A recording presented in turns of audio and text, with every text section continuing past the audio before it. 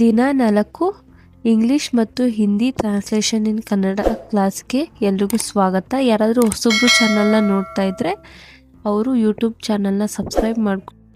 ನಿಮ್ಮ ಹತ್ರ ಕೇವಲ 2 ನಿಮಿಷ ಇದ್ದರೆ ಸಾಕು, ದಿನನಿತ್ಯ ಆದರೂ ಒಂದು ಹೊಸ ಪದನ ಕಲ್ತ್ಕೋಬೋದು. ಇವತ್ತಿನ ಹೊಸ ಪದ ಏನಾದರೂ ಕಲಿಯೋದಿದ್ರೆ ಏನಂತ ನೋಡೋಣ. ಕನ್ನಡದಲ್ಲಿ ಇವತ್ತು, ಇಂದಿನ ದಿನಕ್ಕೆ ಇವತ್ತು ಅಂತ ಹೇಳ್ತೀವಿ. ಇಂಗ್ಲೀಷಲ್ಲಿ ಟುಡೇ ಅಂತ ಹೇಳ್ತೀವಿ. ಹಿಂದಿಲಿ ಆಜ್ ಅಂತ ಕರಿತೀವಿ.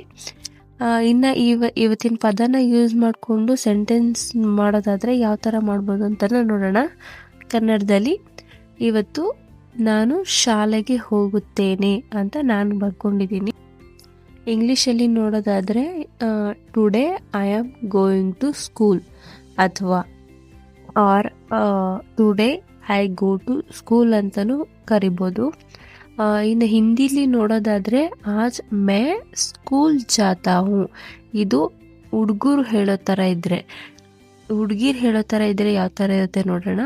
ಆಜ್ ಮೇ ಸ್ಕೂಲ್ ಜಾತಿ ಹೂँ. ಆಜ್ ಮೇ ಸ್ಕೂಲ್ ಜಾತಿ ಹೂँ. ಅರ್ಥ ಆಯ್ತಲ್ಲ. ಆಜ್ ಅಂದರೆ ಇವತ್ತು, ಮೇ ಅಂದರೆ ನಾನು, ಸ್ಕೂಲ್ ಅಂದರೆ ಶಾಲೆ, ಜಾತಿ ಹೂँ ಅಂದರೆ ಹೋಗ್ತೇನೆ. ಐ ಹೋಪ್ ಇವತ್ತಿನ ವಿಡಿಯೋ ನಿಮಗೆ ಯೂಸ್ಫುಲ್ ಆಗಿದೆ ಅಂತ ತಿಳ್ಕೊತೀನಿ.